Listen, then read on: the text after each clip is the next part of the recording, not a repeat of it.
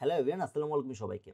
Sylhet strikers শুরুটা যেভাবে করেছিল, তাদের আল্টিমেটলি যখন তার স্কোয়াডটা করে, তাদের স্কোয়াড নিয়ে প্রচুর কথা হয়েছিল, কিন্তু তারা এমনভাবে গুছিয়ে দলটা করেছে, খুব প্ল্যানিং করে দলটা করেছে, সব কিছু পারফেক্ট ছিল, তাদের পাওয়ার প্যাকও ভালো ছিল, সব কিছু অ্যাকুরেটলি হয়েছে। কিন্তু তাদের টুর্নামেন্টের শুরুতেই তাদেরকে ফেস করতে হয়েছিল রংপুরের মতো দলকে, বরিশালের মতো দলকে।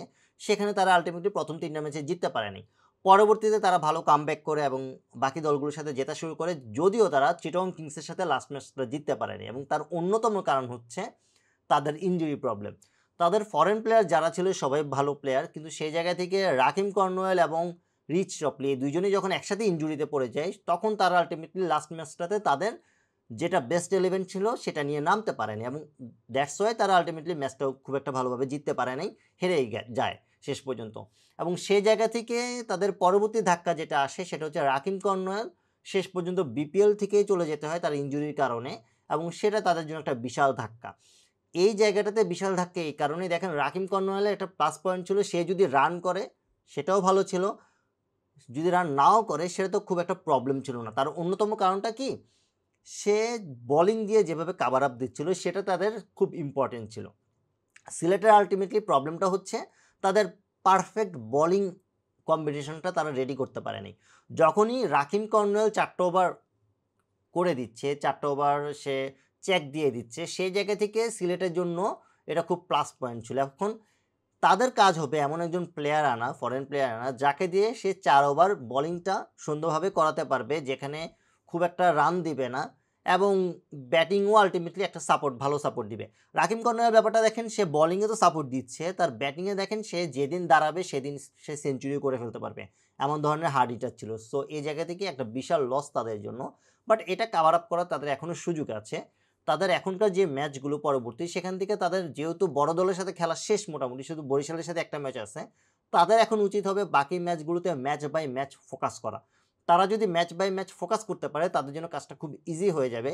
তাদের এই জায়গা থেকে সবার প্রথমে কাজটা হবে তাদের ওই যে একজন বিদেশি প্লেয়ার শট সেটা নিয়ে কাজ করা, এবং এটার পাশাপাশি পরবর্তী ফোকাসটা করতে হবে তাদের যে ভুলগুলো তারা করে, ব্যাটিং অর্ডার ভুল, যেটা প্লেইং 11 সিলেক্ট করা ভুল, এই দুইটা জিনিস তাদের খুব ভালোভাবে তাদেরকে সাফার করিয়েছে।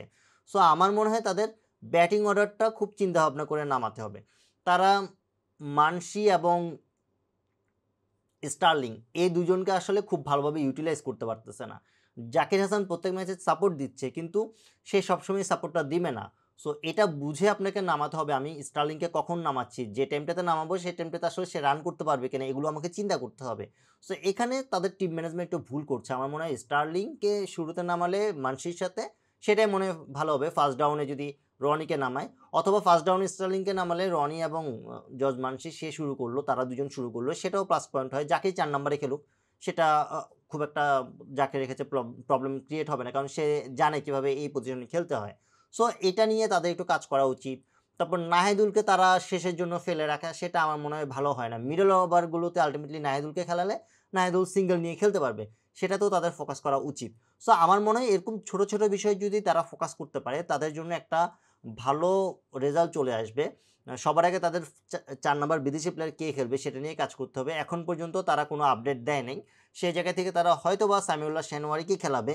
যদিও সামিউল্লাহ শেনওয়ারি আসলে এখন পর্যন্ত যে ম্যাচটা খেলেছে সেখানে খুব পারফর্ম করতে পারে নাই। সো এটা নিয়ে তাদের একটু চিন্তাভাবনা করতে হবে। এবং তাদেরকে নিয়ে যদি আমি প্রেডিকশন করি বা তাদের অবস্থান যদি চিন্তা করি, এখন পর্যন্ত তারা যেভাবে আগাচ্ছে, আমার কাছে মনে হয় তারা যদি একটু ফোকাস করে খেলতে পারে, তাদের প্লে অফে যাওয়াটা খুবই ইজি একটা ব্যাপার। বাট তারা যে ভুলগুলো করছে সেগুলো যদি কন্টিনিউ করে, তারা দিন শেষে নাম্বার 5 পজিশনেই হয়তো বা থাকবে। আমি তাদের শেষ পর্যন্ত অবস্থান দেখতেছি নাম্বার 4 অথবা নাম্বার 5 পজিশনটাই।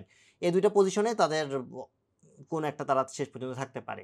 এছাড়া তারা যদি খুব ভালো খেলে সেক্ষেত্রে তারা নাম্বার 3-তে হয়তো বা উঠে যেতে পারে। আবার তাদের উল্টাটাও চান্স আছে, তারা খারাপ খেললে নিচেও নেমে যেতে পারে, কারণ তাদের আসলে সব সাইডই ওপেন আছে। তাদের দলটার সমস্যাই এটা, তারা এখন পর্যন্ত কম্বিনেশন যখনই রেডি করেছে তখনই ইনজুরির কারণে তারা আলটিমেটলি আবার পিছিয়ে গেছে। সো এটা নিয়ে তাদের অবশ্যই কাজ করতে হবে। আপনার মতে এই দলটা শেষ পর্যন্ত কোন পজিশনে থাকবে বা কতদূর যেতে পারে, অবশ্যই কমেন্ট করে জানাবেন। ভিডিওটি ভালো লাগলে লাইক, কমেন্ট, শেয়ার এবং সাবস্ক্রাইব করে পাশে থাকবেন। আল্লাহ হাফেজ।